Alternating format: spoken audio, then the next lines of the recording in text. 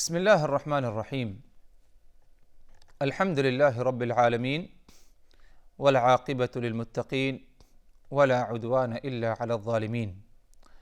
والصلاة والسلام على رسوله الكريم. اما بعد، اللہ تبارک و تعالیٰ پر حمد و ثنا اور اس کے نبی کریم صلی اللہ علیہ وسلم پر بے شمار بے حد بے عدد درود السلام کے بعد، محترم ناظرین، شرح احادیث احکام کے اس سلسلے وار پروگرام میں ہم آپ کی خدمت میں حاضر ہیں۔ السلام علیکم ورحمۃ اللہ وبرکاتہ۔ ناظرین کرام، آج کے اس نشست کا جو موضوع ہے ہمارا وہ یہ کہ چاند یا سورج اگر گرہن ہو جائے، چاند یا سورج اگر گرہن ہو تو ایسی حالت میں کیا کیا جائے۔ اللہ تبارک و تعالیٰ کی قدرت کی نشانیوں میں سے ہے، اللہ کی عظمت میں سے ہے کہ اللہ تبارک و تعالیٰ اس کائنات میں اپنی مرضی سے تصرف کرتا ہے۔ اللہ تبارک و تعالیٰ کو کوئی کسی کام سے روکنے والا نہیں، اور نہ کوئی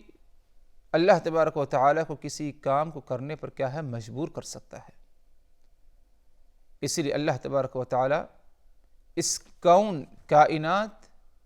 کو لے کر اللہ تبارک و تعالیٰ اس میں کیا ہے مختلف قسم کے کیا ہے تصرفات اللہ تبارک و تعالیٰ کی طرف سے پائے جاتے ہیں۔ ان میں سے ایک یہ ہے کہ چاند اور سورج کو گرہن لگ جانا، جسے کسوف اور خسوف بھی کہا جاتا ہے عربی میں۔ اگر خسوف قمر اور کسوف شمس واقع ہو، چاند کو یا سورج کو گرہن لگے، تو یہ اللہ تبارک و تعالیٰ کی قدرت کی نشانیوں میں سے ہے۔ ایسی حالت میں ایک مسلمان کو جو اللہ اس کے رسول پر ایمان رکھتا ہے اسے کیا کرنا چاہیے،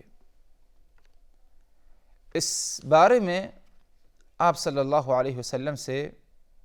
چند تعلیمات ہمیں ملتی ہیں۔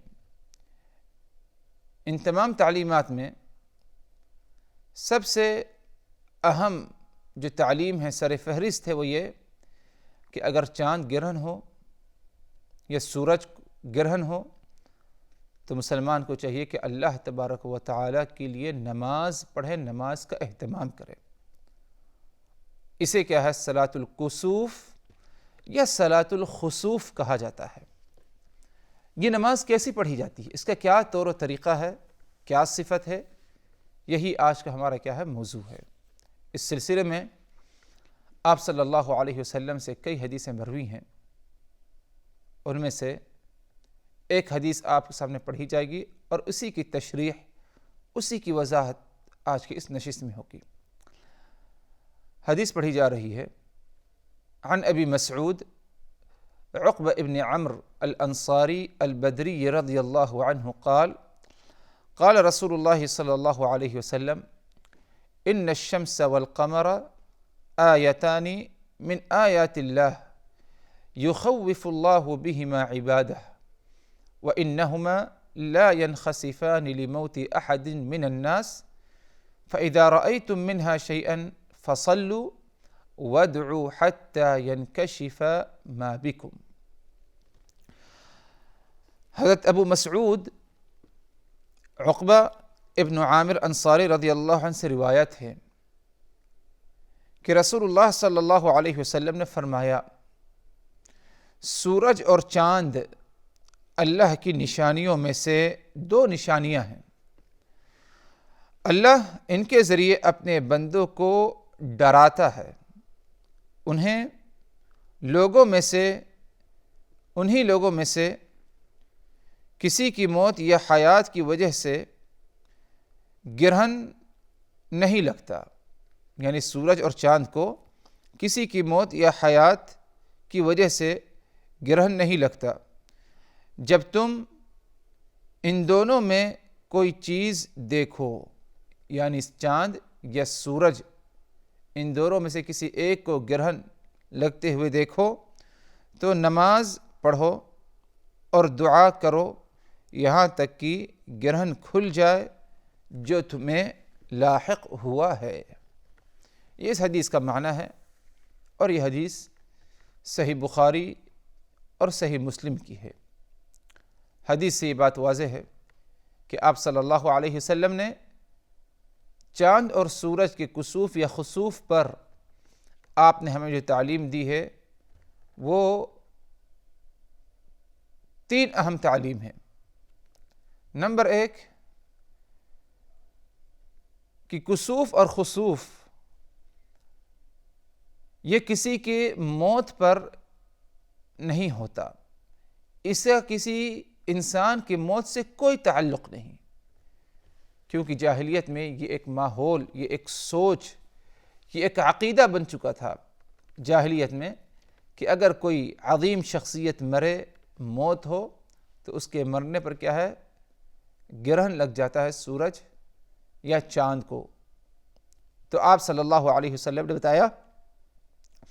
ان الشمس والقمر آیتان من آیات اللہ یخوف اللہ بہما عبادہ وانہما لا ينخسفان لموت احد من الناس۔ لا ينخسفان لموت احد من الناس مطلب یہ کہ سورج اور چاند کو گرہن کسی کی موت کی وجہ سے نہیں لگتا۔ یہ عقیدے کی اصلاح ہو۔ سب سے پہلا عمل یہ کہ جب بھی سورج اور چاند کو گرہن لگے تو ہمارے دل میں، ہمارے ذہنوں میں یہ عقیدہ ہو کہ یہ اللہ تبارک و تعالیٰ کے حکم سے ہوا ہے، اللہ تبارک و تعالیٰ اس کے ذریعے اپنے بندوں کو ڈراتا ہے، احساس دلاتا ہے، یہ کسی کی موت کی بنا پر نہیں ہوتا۔ تو سب سے پہلا عمل عقیدے کی اصلاح ہونی چاہیے۔ آگے ایک دوسرا عمل جو آپ صلی اللہ علیہ وسلم نے بتایا فَإِذَا رَأَيْتُم مِّنْهَا شَيْئًا فَصَلُّوا، اگر تم ان میں سے، ان دونوں میں سے کچھ دیکھو، یعنی خسوف قمر یا کسوف شمس دیکھو، فصلو تو تم نماز پڑھو، ادھر اگر غور کیا جائے تو آپ صلی اللہ علیہ وسلم کے الفاظ ہیں جو حدیث کے فَإِذَا رَأَيْتُم، جب تم دیکھو یعنی اپنی دونوں آنکھوں سے دیکھو، مطلب یہ کہ جب تک سورج اور چاند کا گرہن آنکھوں سے نظر نہ آئے تمہیں، اس وقت تک تم نماز نہ پڑھو،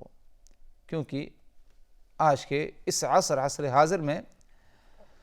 خبروں کے ذریعے بتا دیا جاتا ہے کہ فلاں دن سورج یا چاند کو گرہن لگے گا، لیکن عوام الناس جو وقت بتایا گیا ہے اس وقت چاند کو اگر دیکھے، سورج کو دیکھے تو گرہن نظر نہیں آتا، معلوم نہیں ہوتا۔ صحیح بات ہے کہ سائنس کی بنیاد پر علماء نے کہا، لیکن وہ ایک قلیل مقدار پر شاید گرہن لگا ہوگا اسے۔ نماز اس وقت تک نہ پڑھیے جب تک کہ ہر ایک کو آنکھوں سے نظر نہ آئے، لوگ یہ نہ کہیں کہ جب تک کہ جو ہے سورج یا چاند گرہن ہوا ہے، اگر نظر نہیں آتا، قلیل مقدار پر، تھوڑی مقدار پر گرہن لگا جو کہ آنکھوں سے نظر نہیں آ رہا ہے، رویت نہیں ہو رہی ہے، تو ایسی حالت میں نماز پڑھنے کی ضرورت نہیں۔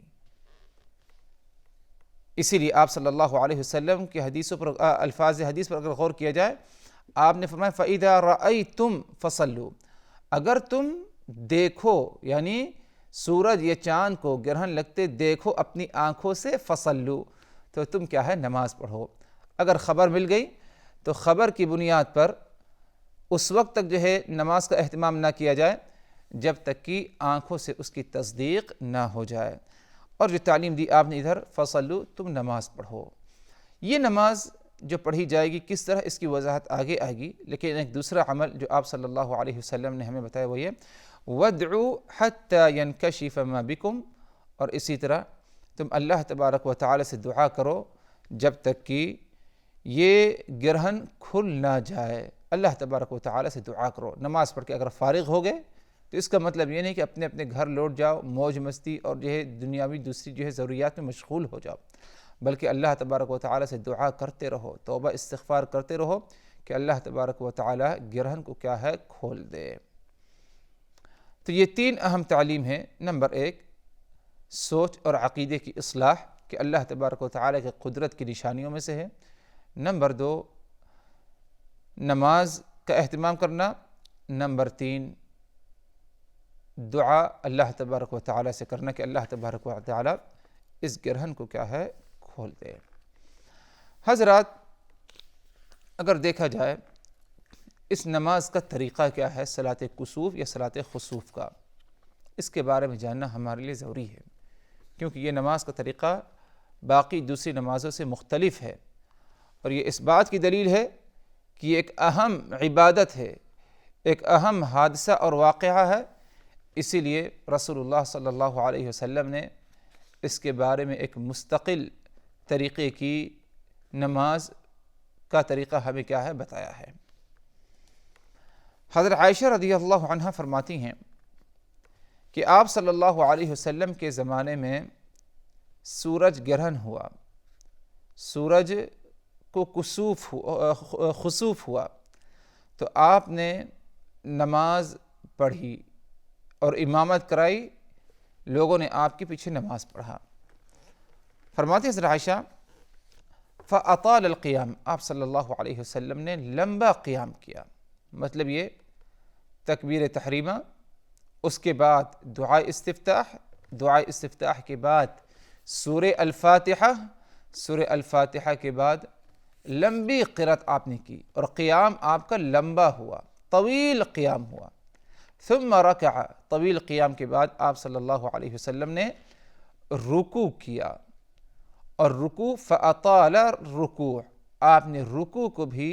لمبا کیا، لیکن یہ جو رکوع کا لمبا ہونا ہے یہ بنسبت قیام کے کچھ مختصر تھا۔ فرماتی ہیں حضرت عائشہ ثم قام، اس کے بعد پھر آپ صلی اللہ علیہ وسلم رکوع سے اٹھے، رکوع سے اٹھنے کے بعد آپ صلی اللہ علیہ وسلم نے قیام فرسی کرا، سورہ الفاتحہ پڑھی، اس کے بعد ایک طویل آپ صلی اللہ علیہ وسلم نے قرات کی۔ لیکن ادھر اس بات کی طرف اشارہ کر دیا جائے حضرات کہ رکوع سے اٹھنے کے بعد ربنا ولک الحمد حمدا کثیرا طیبا مبارکا فیہ پڑھنا، اس کے بعد پھر کیا ہے سجدے میں نہیں جانا ہے، بلکہ سورہ الفاتحہ اور اس کے بعد کیا ہے قرات کرنا ہے۔ لمبی قرات آپ صلی اللہ علیہ وسلم نے رکوع سے اٹھنے کے بعد کی، پھر جو ہے دوسرا رکوع آپ صلی اللہ علیہ وسلم نے کیا،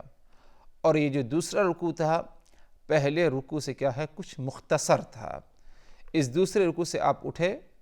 رکوع سے اٹھنے کے بعد آپ صلی اللہ علیہ وسلم سجدے میں گئے، سجدے میں جانے کے بعد آپ نے سجدے کو طول دیا، لمبا سجدہ کیا، لیکن یہ جو سجدہ تھا آپ صلی اللہ علیہ وسلم کا